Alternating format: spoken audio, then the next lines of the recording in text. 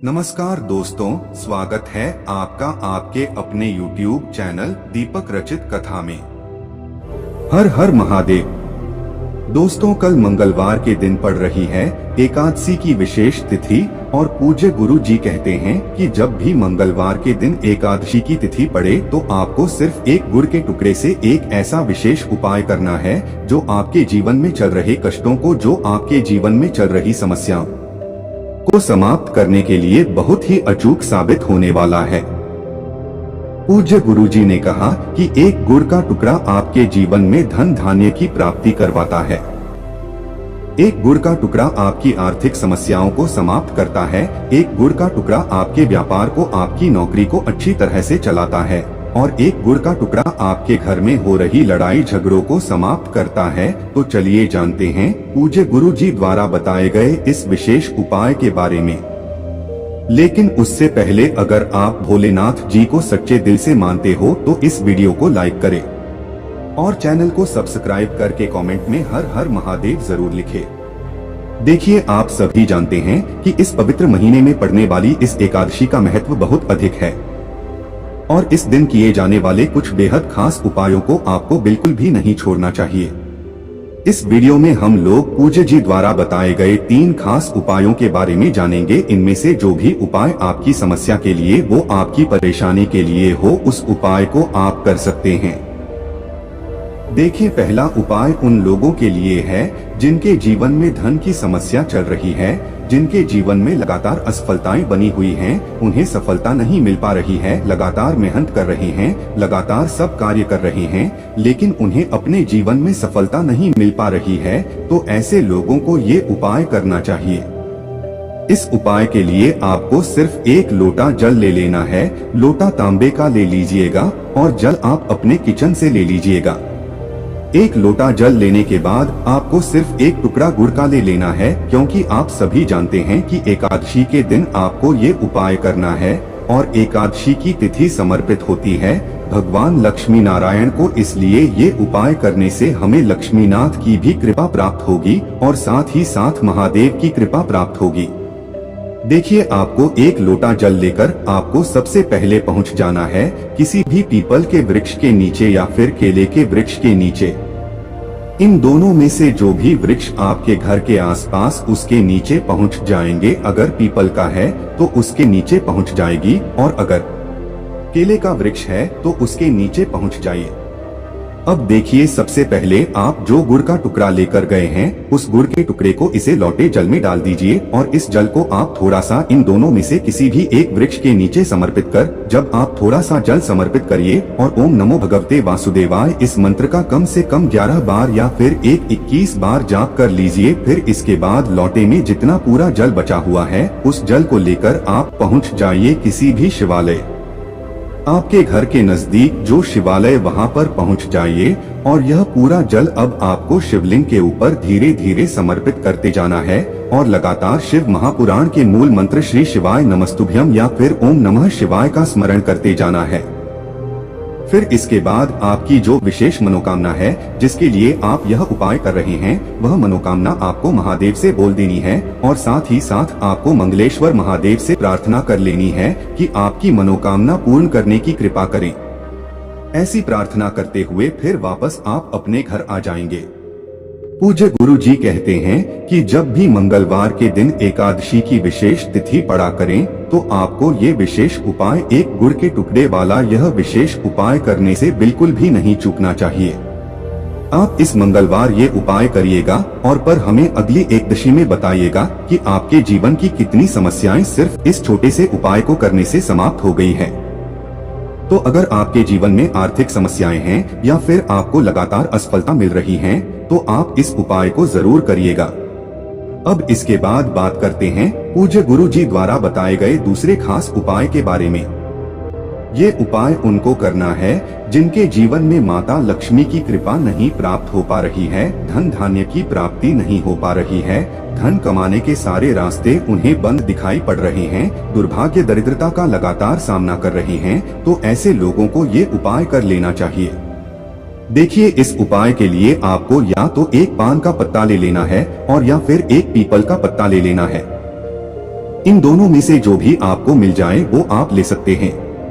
अगर पान का पत्ता नहीं मिल पाता है तो आप एक पान का पत्ता ले लीजिए, और अगर पीपल का पत्ता मिल जाता है तो एक पीपल का पत्ता ले लीजिए। बस आपको ध्यान रखना है कि आप पीपल के पेड़ से पीपल के पत्ते को तोड़ेंगे नहीं, क्योंकि पूज्य गुरुजी अपनी शिव महापुराण की कथा में यह बात बता चुके हैं कि एकादशी के दिन हम लोग किसी भी वृक्ष की नहीं कोई पत्ती तोड़ते हैं, नहीं उसकी डंडी तोड़ते हैं। एकादशी के दिन हम लोग ना ही कोई पौधे नहीं कोई वृक्ष की भी कोई भी पत्ती नहीं तोड़ते हैं। इसलिए पीपल के पेड़ के नीचे जो पत्ते गिरे हुए पड़े हैं उनको उठाकर जल से शुद्ध करके फिर आप उनका इस्तेमाल कर सकते हैं। अब दें कि ये पीपल का पत्ता लेकर आपको अपने घर के मंदिर के सामने पहुंच जाना है। आप अपने घर में भगवान नारायण की अगर कोई प्रतिमा है तो उनके सामने ये उपाय कर सकते हैं, या भगवान नारायण के कोई स्वरूप हो जैसे श्री कृष्ण जी हो या श्री रामचंद्र जी हो या फिर गोपाल जी हो, कोई भी हो तो उनके सामने आप यह उपाय कर सकते हैं। लेकिन सबसे पहले आप एक काम करेंगे, आप हल्दी थोड़ी सी लीजिएगा और उस हल्दी से भगवान नारायण को तिलक लगा दीजिएगा। तिलक लगाते समय आप ओम नमो भगवते वासुदेवाय मंत्र का लगातार स्मरण करते रहिएगा। फिर इसके बाद आप उसी हल्दी में थोड़ा सा जल मिला लीजिएगा और इसे एक लेप की तरह तैयार कर लीजिएगा। लेप की तरह तैयार करने के बाद आपको इस हल्दी से इस पत्ते में जो आपने पत्ता लिया है, आपने चाहे पीपल का पत्ता लिया और चाहे पान का पत्ता लिया, इन दोनों में से जो भी पत्ता आपने लिया है उस पत्ते की चिकनी साइड आपको अपने दाहिने हाथ की अनामिका उंगली में श्री बना देना है। इस हल्दी का लेप को आप अपनी अनामिका उंगली में लगाइए और अनामिका उंगली से आप इस पत्ते के ऊपर श्री बना दीजिए। श्री बनाने के बाद आप वहीं पर कम से कम 108 बार ओम नमो भगवते वासुदेवाय मंत्र का स्मरण कर लीजिए और भगवान नारायण से आप प्रार्थना कर लीजिए कि आपके जीवन में धन धान्य से संबंधित जो भी दिक्कतें चल रही हैं, जो भी समस्याएं चल नहीं हैं, उनको समाप्त करने की कृपा करें। आप ऐसे कुछ प्रार्थना कर लीजिए और फिर उसके बाद वह पता वहीं पर छोड़ दीजिए। पूज्य गुरुजी ने कहा कि अगर आप यह उपाय इस एकादशी के दिन में सुबह करते हैं तो शाम को फिर आप यह पीपल का पत्ता उठाकर या तो आप अपनी तिजोरी में रखें और या फिर आप पूजा स्थल में ही रखा रहने दें तक, या तो अपनी तिजोरी में रखा रहने दें या फिर आप जहां पूजा करते हैं वहां पर रखा रहने दीजिए। और अगर आप शाम के समय में यह उपाय कर रहे हैं तो रात में फिर 12 बजे के पहले ही आप यह पीपल का पत्ता उठा लीजिए। पीपल या 5 जो भी आपने जिस भी प्रत्येक आपने उपयोग किया उस पत्ते को उठा लीजिए और अपनी तिजोरी में या फिर पूजा स्थल में कहीं पर भी रख दीजिए। गुरुजी ने कहा कि अगर इस पत्ते को हम लोग इस एकादशी के दिन इस विशेष प्रकार से पूजा करने के उपरांत अपनी तिजोरी में रखते हैं तो हमारी तिजोरी कभी भी धन से खाली नहीं होती है। माता लक्ष्मी की कृपा लगातार बरसती रहती है और हमें धन धान्य की दिक्कत कभी भी नहीं होती है। अब इसके बाद बात करते हैं पूज्य गुरुजी द्वारा बताए गए सबसे आखिरी उपाय के बारे में। ये उपाय आपके जीवन में हो रही लड़ाई झगड़ों को तो समाप्त करता ही है और साथ ही साथ आपको सुख समृद्धि वैभव लक्ष्मी सभी की प्राप्ति करवाता है। देखिए, इस उपाय के लिए आपको सबसे पहले एक दीपक ले लेना है। दीपक आप चाहे तो मिट्टी का इस्तेमाल कर सकते हैं या फिर आप अपने घर पर शुद्ध आटा मानकर उसका दीपक बनाकर इस्तेमाल करना चाहते हैं तो आप उसका भी इस्तेमाल कर सकते हैं। इस दीपक में आपको घी का इस्तेमाल करना है और साथ ही साथ इसमें आप लंबी रुई की बत्ती का प्रयोग करेंगे।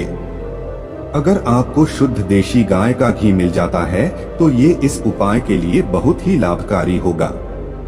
अब देखिए, यह सामग्री लेकर आपको शाम के समय में यह उपाय आप सिर्फ शाम के समय में करेंगे। शाम को जब सूर्यास्त हो जाए तो उसके बाद आपको ये दीपक लेकर पहुंच जाना है किसी भी पीपल के वृक्ष के नीचे, क्योंकि आप सभी जानते हैं कि एकादशी का दिन भगवान लक्ष्मी नारायण को समर्पित होता है और पीपल के वृक्ष में लक्ष्मी नारायण का वास होता है। इसलिए आप यह उपाय पीपल के वृक्ष में जरूर करिएगा।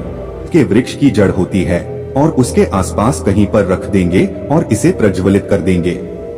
उसके बाद आपको एक काम और करना है, आप अपने घर से 11 काले तिल के दाने या फिर 21 काले तिल के दाने जरूर ले जाइएगा। ये काले तिल के दाने भी आपको इस दीपक में डाल देना है।